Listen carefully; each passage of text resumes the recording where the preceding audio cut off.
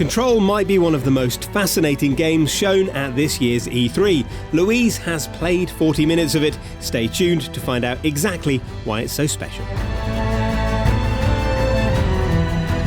Well, Louise, let's talk about what might be, secretly, one of the most exciting games of E3 2019.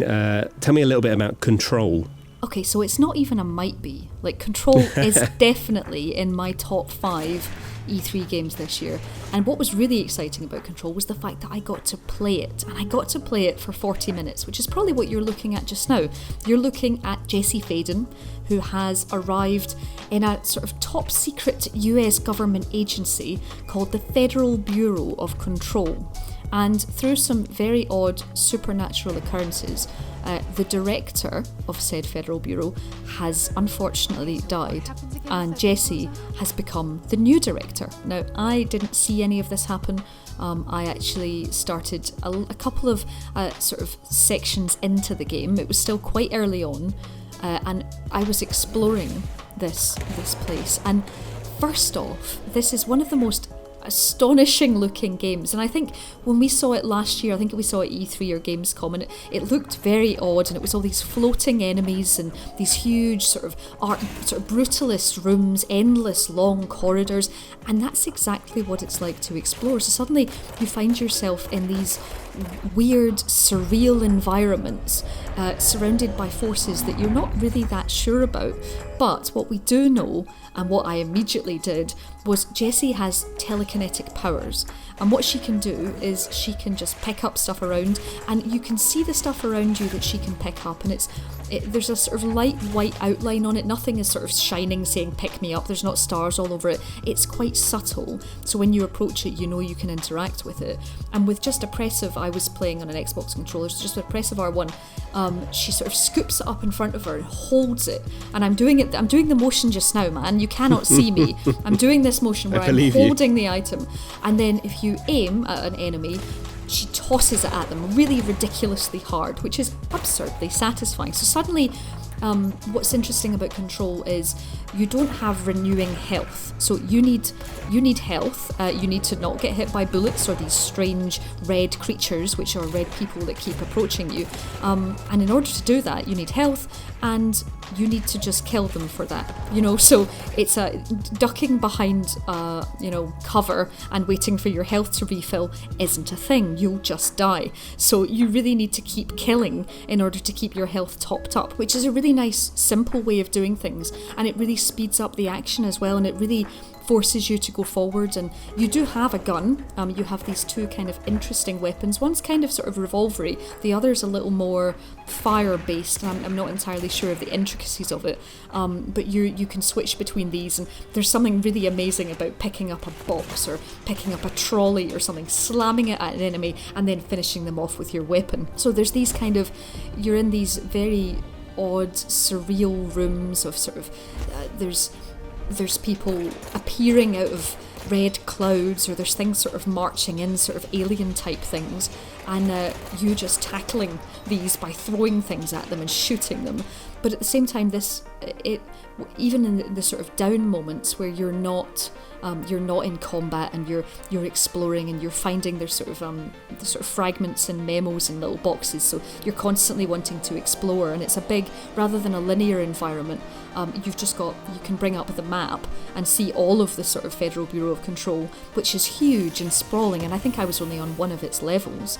And you can get kind of lost. You've got a mission up at the top left, which is your current mission, but you can go off and you can explore and you can sort of find new things in new areas, so you can then unlock even more powers. Now, I unlocked a power called Evade, and suddenly I was in this massive long corridor that was all, it kind of reminded me of, not everything reminds me of Assassin's Creed, but the first person sequences in the Animus, in one of the Assassin's Creed games, and it's sort of long corridors and blocks. It reminded me a lot of that, so you're jumping between blocks, and there was this very sort of surreal a ghostly sort of carousel horse at the end of a corridor, and you got to it and you touched it, and all of a sudden you got this evade power. So suddenly you could do a super fast mid-air dash, which the game then taught you how to use by you were jumping between sort of slamming shut bricks that were slamming shut in front of you, and you had to dodge out of the way of them, and then being attacked by these golden enemies that were resistant to your attacks, so you had to dodge out of the way of them as well.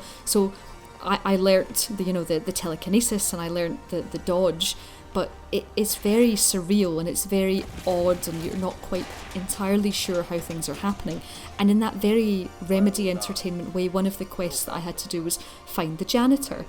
And while I was speaking to the janitor, he was kind of speaking in riddles, and 1 minute he wasn't speaking in English, and then the next minute he was kind of twisting sort of well-known sayings. He was twisting into sort of things that didn't make any sense, but it felt a lot like, I don't know, it felt like really, really surreal cinema, you know. A lot of people I've seen likening it to David Lynch, sort of that Lynchian feel of, like, you know, familiar themes, but in a way that is really sort of, like you say, surreal and unsettling. Yes.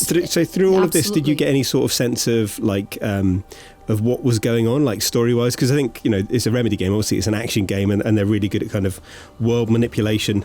We see that in kind of Quantum Break and Max Payne. Yeah. But sort of underneath all of that, did you get a sense of what was going on, or was it deliberately kind of hidden? Well, I don't want to say too much. I saw a couple of cutscenes that give a little bit of the past of Jessie that we hadn't actually seen before. So she does have a reason for what she's doing. She has a very heartfelt reason for what she's doing. She is there she has a purpose. So there's definitely heart and story behind why she's there.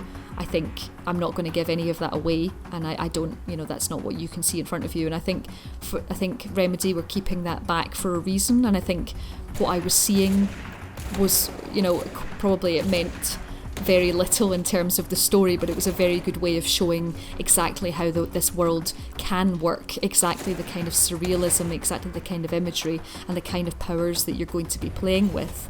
And the kind of there was sort of rooms of sort of hanging things as well. Now I saw a room of that, and then they sort of came to life in front of me, these sort of red enemies.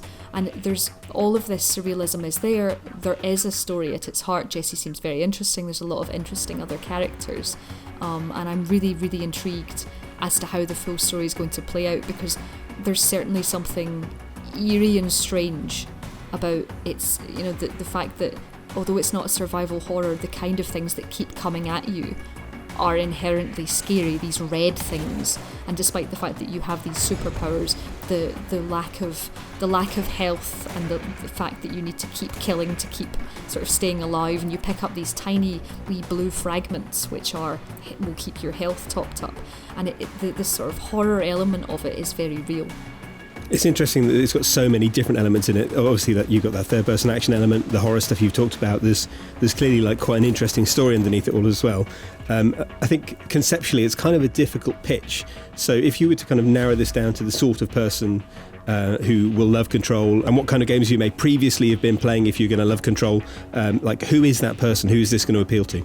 I wasn't sure on the idea of Control, but I think sort of action-adventure shooter, and you're in, really. The idea of these superpowers. If you like the idea of having superpowers, then you're going to like Control.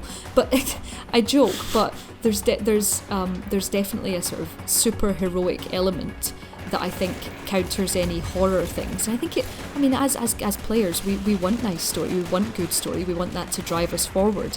And I think Control ticks all of those boxes really, really nicely. I can't wait to play it, and it's out in August. So we've only got a couple of months before we can actually dive in. Fantastic. You've sold it to me. I absolutely can't wait. So thank you very much, Louise. Thank you. So hopefully that's got you excited about Control. Hit that like button if you're intrigued, and remember to subscribe to the channel for more news about the game as we get it. And if you are already subscribed, remember to hit that notification bell to be the first to know when our next video lands.